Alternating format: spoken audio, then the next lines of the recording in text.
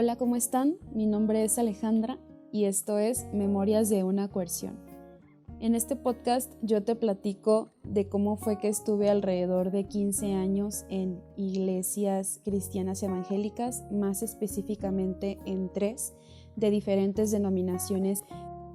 En la primera estuve alrededor de 8 años, en la segunda estuve alrededor de 4 y en la tercera estuve 2, o sea, se fue bajando la cantidad por mitad. Y estoy contando de manera cronológica mis experiencias en estos lugares. Ahorita estoy con la primera en la que estuve, que era una iglesia cristiana evangélica pentecostés, no sé qué, un nombre así larguísimo.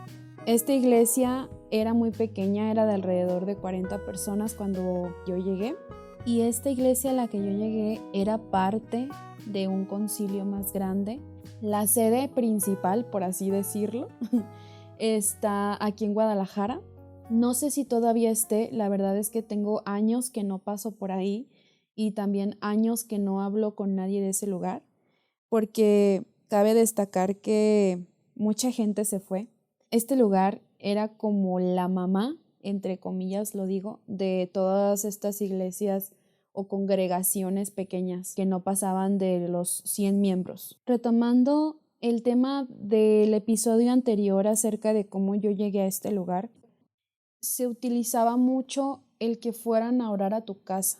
Acostumbraban a que cuando una persona se convertía o empezaba a asistir regularmente a la congregación, iban a tu casa a orar por tu casa para bendecirla. Pero este proceso en realidad era un proceso de depuración. ¿Por qué? Porque el día que fueron a mi casa a orar por mi casa, valga la redundancia, en realidad lo que hicieron fue ir y esculcar mi casa, ver qué cosas tenía, tirarme cosas con el argumento de que eran cosas que no agradaban a Dios. Yo tenía un cuadro gigante de Harry Potter porque a mí me gustaba muchísimo Harry Potter. Y digo me gustaba porque ahorita sí me gusta, pero en ese tiempo, amigos, yo tenía todo, tenía hasta los calcetines de Harry Potter, no sé, tenía todo de Harry Potter. Y además tenía también mis CDs de música, tenía peluches, tenía un cuadro que yo había pintado a óleo. Había un programa de un psicoanalista que se llama, o se llamaba, la verdad es que no lo sé, Leonardo Stenberg. Entonces un día yo estaba viendo ese programa, ahorita les digo por qué les estoy contando esto, y me puse a pintar. Tengo que decirles que este era el primer cuadro que yo pintaba, no tenía ni idea de lo que estaba haciendo. Me quedó una cosa medio extraña, pero bueno. Y pues yo lo tenía colgado ahí en mi recámara. Cuando estas personas, que tengo que decirles que quienes fueron a orar a mi casa o por mi casa, fueron precisamente el hombre de los 5 ministerios del que les he estado hablando y su esposa. Me tiraron mis CDs de música originales, me tiraron mis peluches, me tiraron mi cuadro de Harry Potter, me lo rompieron. También mi cuadro de óleo, porque yo lo había pintado inspirada de ver a Leonardo Stenberg y eso era del diablo. Un montón de cosas que ahorita ya ni me acuerdo, fue hace tanto. Pero yo me acuerdo que pues yo dije, ok, pues si estas cosas le ofenden a Dios, pues está bien, tírenlas. Y ustedes se preguntarán, ¿y dónde estaban tus papás? ¿Por qué permitieron todo esto? Bueno, mi mamá empezó a ir a la iglesia un poquito después de que yo empecé a ir. Mi papá no vivía con nosotros, vivía otra persona, pero mi mamá y yo sí íbamos. Unos meses después se organizó un encuentro, estos famosos encuentros que ahorita les voy a platicar de qué se tratan. Para empezar, tienes que estar un fin de semana apartado. Te llevan a nosotros nos llevaron a unas cabañas en un bosque. Obviamente nos separan hombres de mujeres, no estábamos mezclados ni nada. Y bueno, lo que pasa en estos encuentros son unas llamadas plenarias que son como conferencias, donde tienen una narrativa desde el principio, donde hasta presentan obras de teatro y todo, hablando de cómo uno es cautivo o lleva toda su vida cautivo por el pecado y por Satanás, y cómo es que Dios viene y te libera de todo eso. Y hablan de los pecados en sí. Cada plenaria es como un pecado diferente. de donde uno al final tiene que renunciar a esos pecados.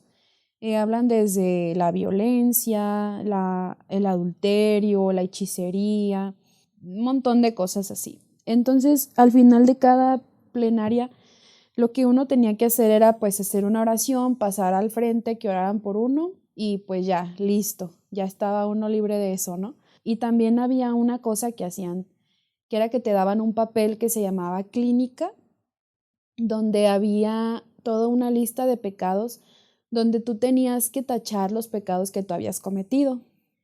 Y después esa lista la tenías que llevar a clavar en una cruz de madera. Y eso era como un simbolismo de que Cristo fue clavado en la cruz por mis pecados, por mi culpa.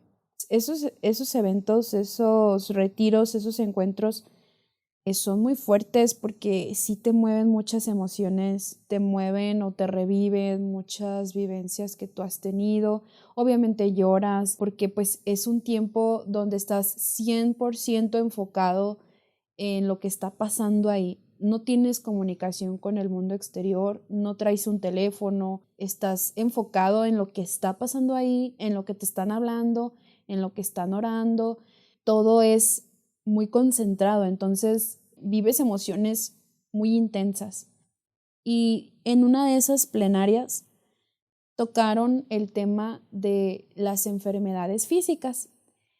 Y tienen que saber que yo soy una persona que utilizo lentes desde que tengo 5 años, desde que estoy en primero de primaria y no veo nada sin lentes. Pasamos al frente a orar por las enfermedades y yo recuerdo que oraron por mí, me dijeron o me declararon o me dictaminaron que yo ya era sana, que ya no tenía que usar lentes, que había que dar pasos de fe y todo eso. Entonces, acto seguido, lo que yo hago es, cuando terminan de orar por mí, agarré mis lentes y los rompí.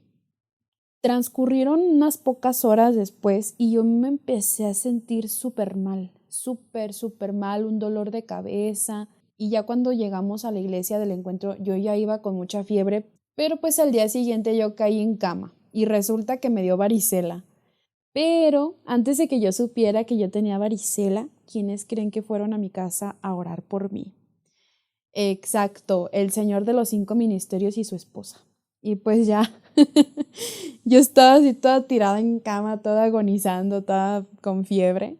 Y llegaron ellos y empezaron a orar por mí. Y yo me acuerdo estar en el piso porque me hicieron que me arrodillara, que me postrara en el piso con cara al suelo y que le pidiera perdón a Dios.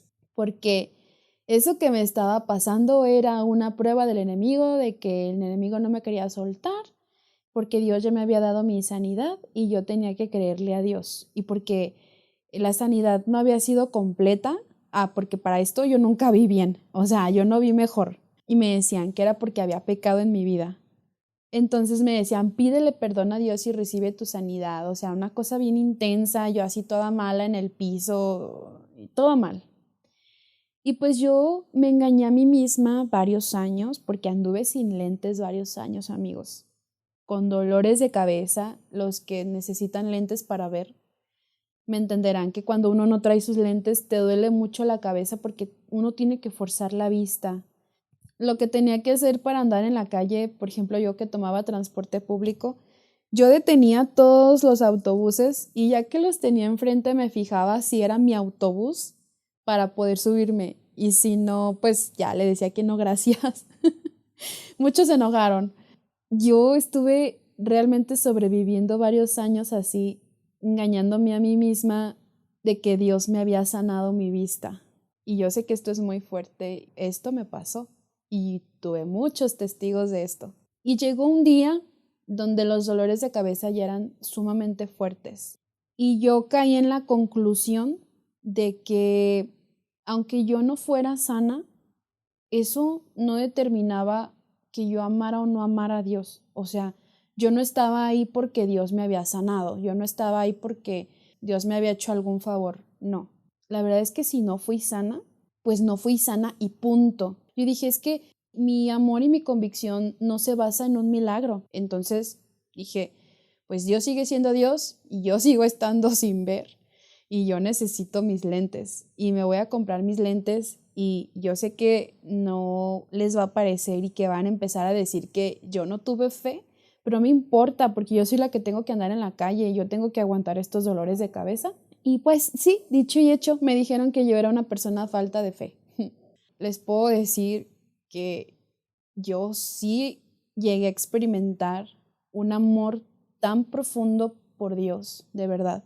Un amor que se ha ido transformando a lo largo del tiempo, que ha ido madurando afortunadamente y que al principio fue un amor muy intenso, muy súper entregado ciegamente, pero no ciegamente en cuanto a que estuvo mal dárselo a Dios, no, ciegamente en que yo no vi todas las cosas que pasaban en la iglesia, que yo no percibí toda la manipulación, no percibí que esas cosas que hacían no estaban bien. Y sí, llegué a experimentar un amor súper fuerte, profundo, y yo me sentía feliz realmente porque Dios llegó a ser y es mi principal motor para muchas cosas. También les quiero hablar acerca de una cosa que hacían ahí en ese lugar, que se llamaban convenciones. Estas convenciones se realizaban en distintas congregaciones dependiendo la fecha en que se habían inaugurado. La convención de la congregación de la iglesia líder era en octubre. Y yo me acuerdo que era, el suceso del año, era como los Óscares de esas congregaciones cristianas, de ese concilio. ¿Por qué? Porque pues se reunía la crema y nata de todas las iglesias. Ahí era una muestra del elitismo que se vivía en ese lugar, en el que los menos afortunados éramos los que siempre andábamos sirviendo las mesas, haciendo la limpieza, acomodando las sillas, y lo hacía con gusto, ¿eh? Yo lo hacía con mucho gusto. No decía de que, ay, nos toca a nosotros. No, no, no, de verdad lo hacía con un gusto de decir, voy a acomodarle la silla a las personas que vienen de otros lugares, a servirles la comida, a ver que no les haga falta nada, a recogerles la basura, a todos esos hermanos que vienen de otros estados incluso. Entonces, pues la verdad es que yo lo hacía con mucha alegría, pero después te vas dando cuenta que los que estaban más arriba o en lugares más privilegiados, en ministerios más, ya saben, alabanza, predicadores, profetas, etcétera. Uy, no, ellos tenían hasta su mesa reservada, se les servía primero y cosas así, de ese tipo. Y pasaban y ni te saludaban. Y uno así de que, ay, hermano, no sé qué, buscando a veces a saludarlos porque había unos a los que se les admiraba y pues uno quería como saludarlo, etcétera, y pues no siempre se podía, ¿verdad?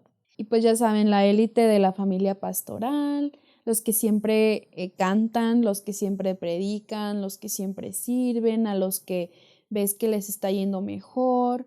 Y algo muy habitual que hacían en estas reuniones y en muchas otras donde había muchos pastores era lo de las profecías, que es un tema bastante jugoso, porque les puedo decir que todas las profecías que me dieron, que no fueran poquitas, muy poquitas o incluso me atrevo a decir que 2 o 3, pues se han cumplido, ¿no?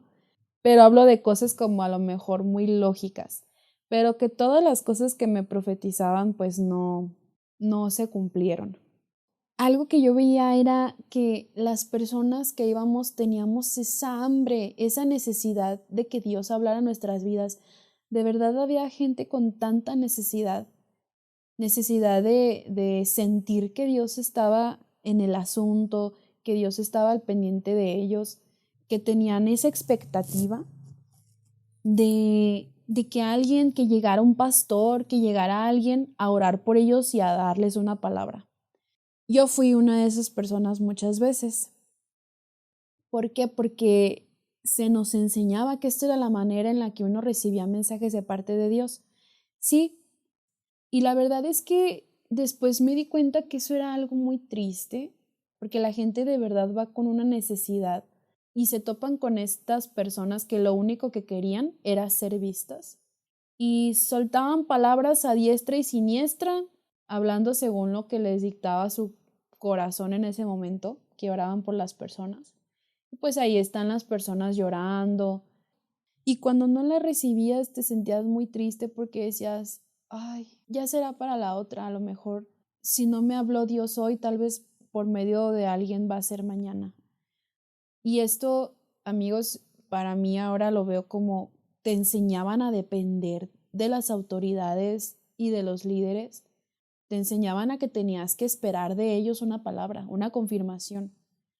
Esto es manipulación, 100%, y es muy peligroso, porque tú cómo puedes saber realmente que no lo están haciendo con un fin, pues equivocado. En una convención, no recuerdo de qué año, después de que yo dejé la preparatoria en aquella ocasión, yo volví a hacer trámites de nuevo a la Universidad de Guadalajara, igual volví a quedar en listas y todo. Me acuerdo que un día saliendo de clases me empecé a sentir súper mal del estómago. Y yo me acuerdo que así estuve varios días y esa justamente era la semana de la convención. Para esto yo ya formaba parte del grupo de alabanza, yo cantaba, yo tocaba el bajo y la batería.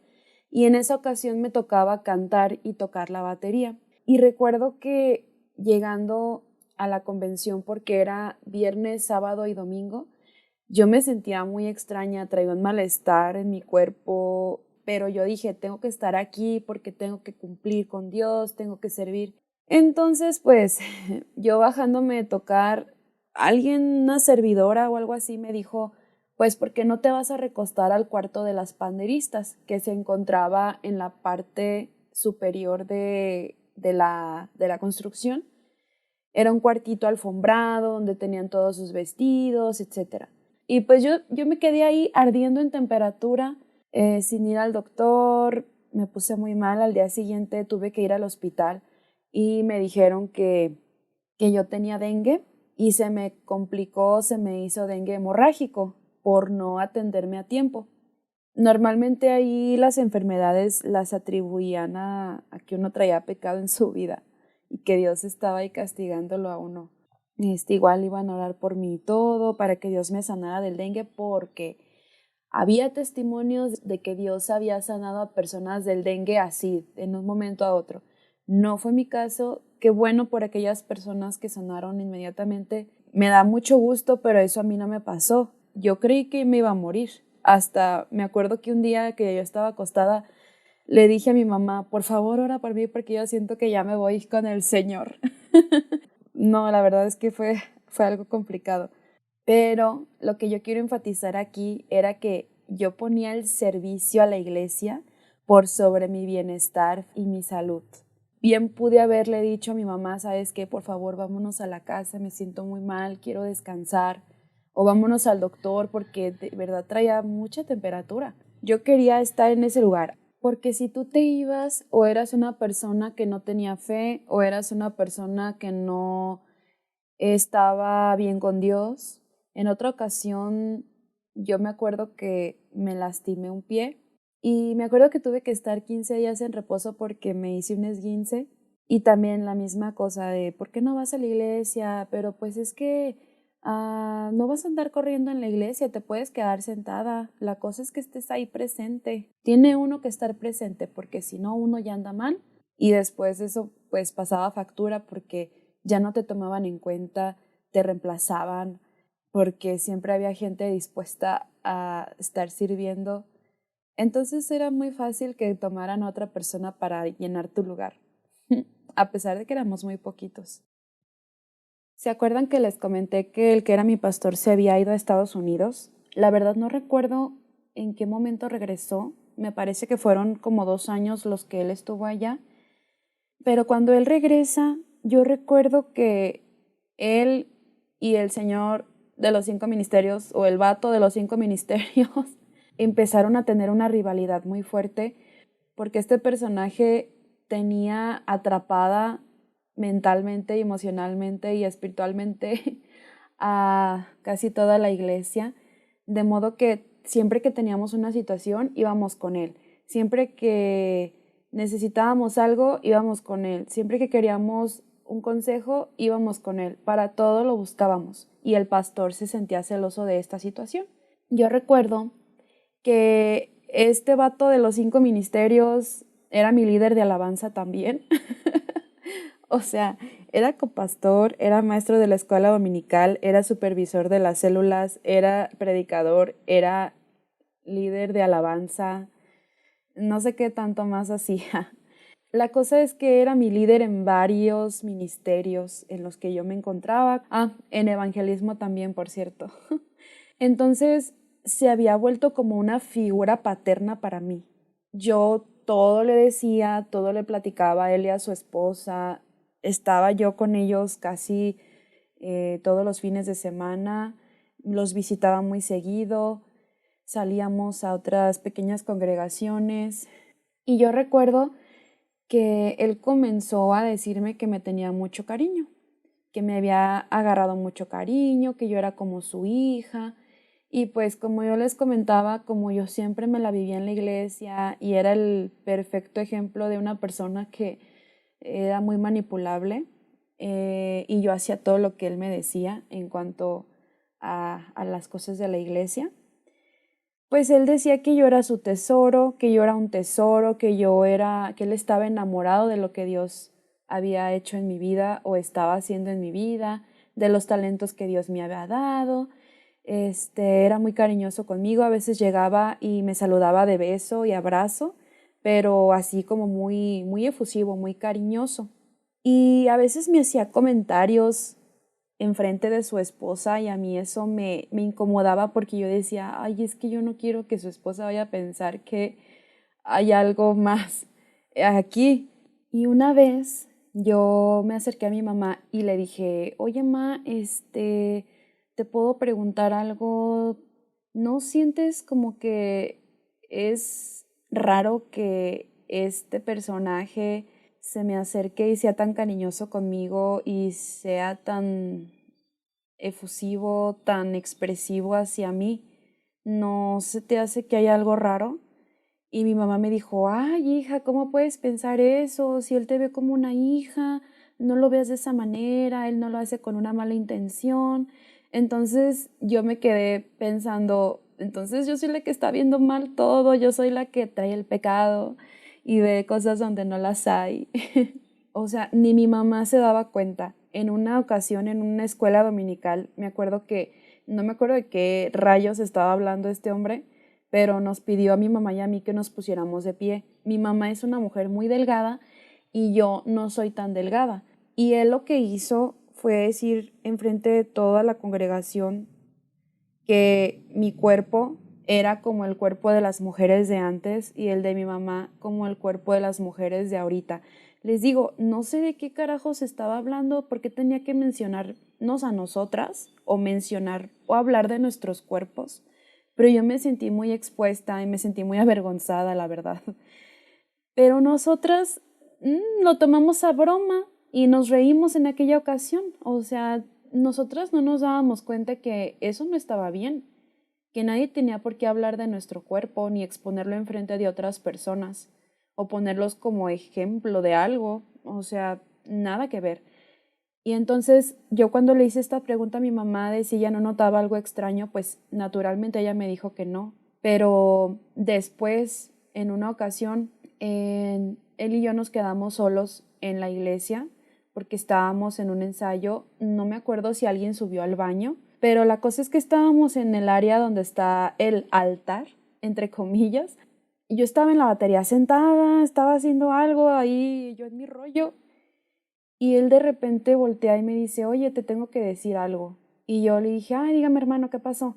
Y me dice, es que te tengo que confesar que pues estoy enamorado de ti. Y en ese momento casi me caigo de la batería y me quedé así como de, ¿qué? No puede ser posible que estoy escuchando esto. Y me quedé como en shock, ¿ok? Y entonces me dijo, no, no, no, pero tengo que decirte que eso ya no es así, yo ya no siento nada, solo te lo quería decir. Y yo le dije, ok, hermano, pues mire, yo voy a hacer como que usted nunca me dijo nada, nunca tuvimos esta conversación y voy a olvidar lo que me acaba de decir porque esto, pues no, no va. Me dijo, sí, está bien, dice, nada más te lo quería decir. Entonces yo me pongo a pensar, a ver, ¿por qué le dirías algo así a una persona nada más por decírselo? ¿Qué respuesta estaba esperando de mi parte?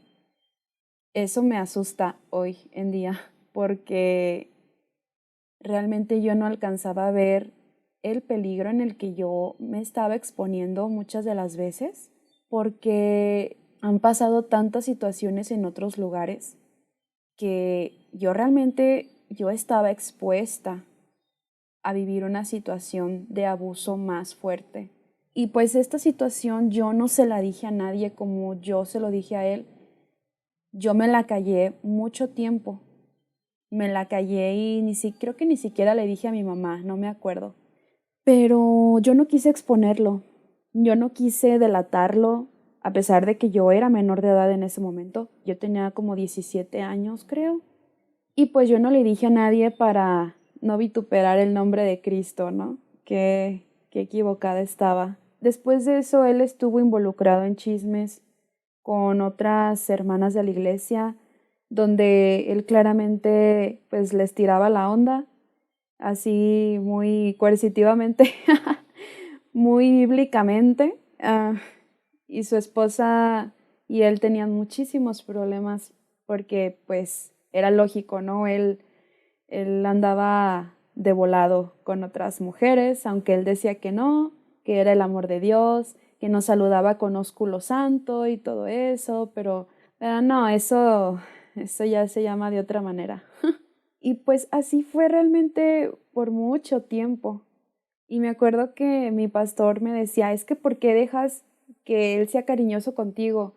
Y yo le repetía lo que mi mamá me había dicho, no, hermano, es que él no lo hace con una mala intención, él me ve como una hija.